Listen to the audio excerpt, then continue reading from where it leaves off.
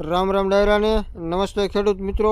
આપણે આવી ગયા છીએ ફરી પાછા એક નવા દેશી જુગાડ સાથે કે જે મગફળીમાં ખોરિયા નાખવાના હોય પાણી પાવા માટે। તમારા વિસ્તારમાં જે તે બીજા વસ્તુ પણ કહેતા હશે, બીજા નામથી પણ કહેતા હશે, પણ આપણે અહીંયા ખોરિયા નાખવાના છે મગફળીમાં, જેથી નુકસાન ના કરે એ રીતે હુયા પણ ના ઉસકે। તો આ બે પતરા છે જે કેની ટાઈપ જ આવે પણ નાના પતરા છે કે જેનાથી સનેડો હાલ્યો જાય, વસાળે એક શાહ પડ્યો રહે અને બે બાજુ પાળી સડતી જાય કે જેથી ખોરિયામાં પાણી સરસ રીતે જાય। તો તમે જોઈ શકો છો આ પતરા છે, આ આપણી મગફળી છે અને હવે આપણે હાંકવાના છે ખોરિયા।